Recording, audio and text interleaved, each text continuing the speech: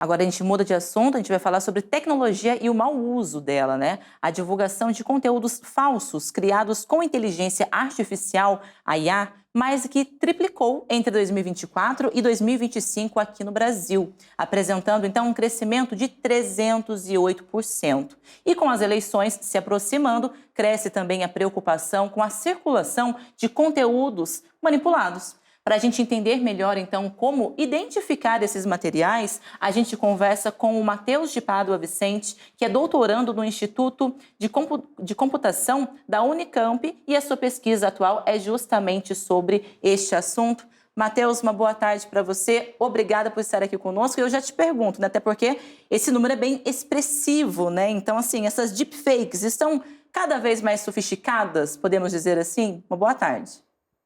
Boa tarde, Rafaela. Boa tarde, Eduardo. Boa tarde, Matheus. Pois é, essas deepfakes elas estão cada vez mais sofisticadas, as técnicas que produzem elas estão cada vez mais avançadas, então os vídeos eles são cada vez muito mais realistas do que a gente via há alguns anos atrás. Inclusive, Matheus, boa tarde para você. Impressionante, né? Parecia muito real aquele vídeo que foi exibido do ex-presidente Jair Bolsonaro durante a convenção do PL no último fim de semana. Inclusive, teve questionamentos diante da Justiça Eleitoral. Como identificar, então, pergunto para você, um vídeo ou uma foto criada por inteligência artificial? Tem alguma característica específica para a pessoa poder identificar?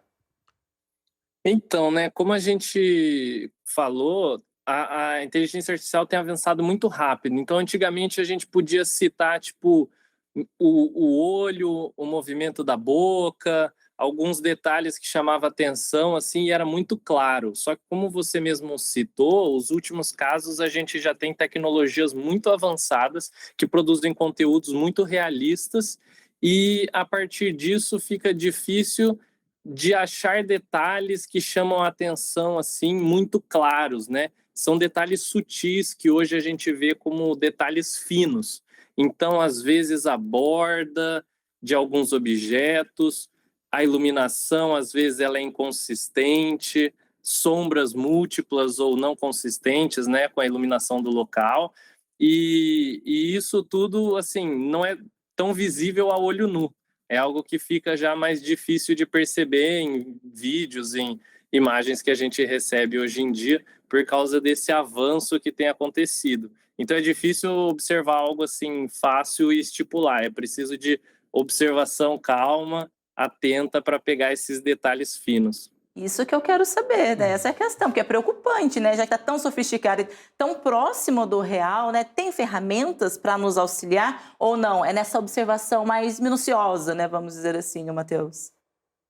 Então, existem ferramentas online disponíveis a público, mas elas são específicas para alguns casos, para alguns métodos ou ferramentas que a gente tem disponível.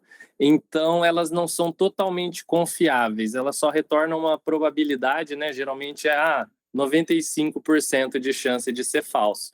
Tá, mas e os outros 5%? Ou qual que é a falsificação, né? Às vezes, de uma imagem inteira, só uma parte é falsificada.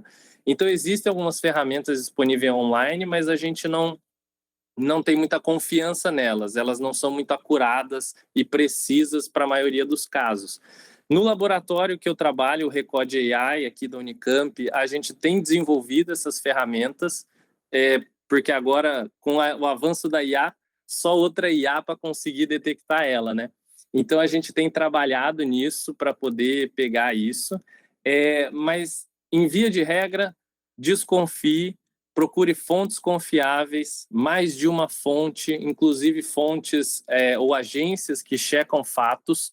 A gente tem parceria na Unicamp aqui com algumas agências para você poder concluir. Essa observação minuciosa é importante, mas nem sempre a gente tem essa experiência para identificar, ou às vezes a gente gera até dúvida. Então, procure fontes de referência confiáveis, agências de checagem de fatos, para você ter toda a informação correta e precisa. Infelizmente hoje, né, Matheus, tem que desconfiar de tudo e não ir replicando à primeira vista, né? Tem que tomar um certo cuidado porque esse conteúdo mal usado pode implicar em consequências muito graves. Eu pergunto para você sobre o projeto Horus, como é que ele detecta esses conteúdos? É disponível apenas para o Ministério Público? Como é que funciona? O projeto Horus é um projeto aqui que a gente tem no laboratório que ele é focado em realidades sintéticas. Então ele tem várias áreas, várias frentes de pesquisa, tudo focado em realidade sintética, seja desinformação, seja detecção ou geração, né, de imagens, vídeos, conteúdos por inteligência artificial. E os nossos métodos de detecção, eles variam. A gente tem uma ampla gama de pesquisa, desde detalhes pequenos da imagem, do arquivo digital, seja em pixels ou até de um contexto mais amplo e geral, levando em consideração, como eu citei, a iluminação, as sombras, ou até mesmo a física do vídeo, a física da foto. Às vezes a IA ela não produz algo respeitando a gravidade totalmente. Então, a gente está em todas essas frentes pesquisando para poder juntar tudo e de forma a proporcionar uma explicação, né, para o usuário, algo mais claro do que só um número vindo de uma caixa preta.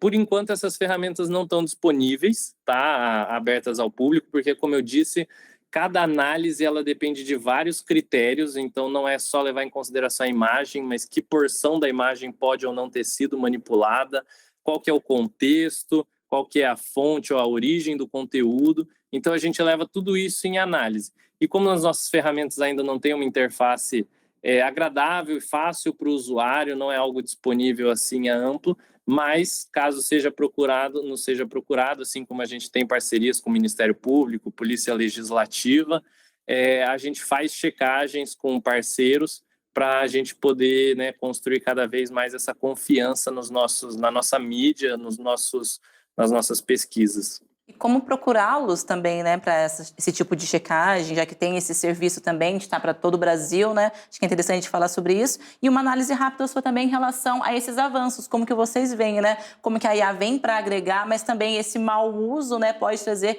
malefícios, ainda mais nesse ano que a gente está pontuando hoje essa questão das eleições e aí desses materiais sendo disseminados, não é, Matheus?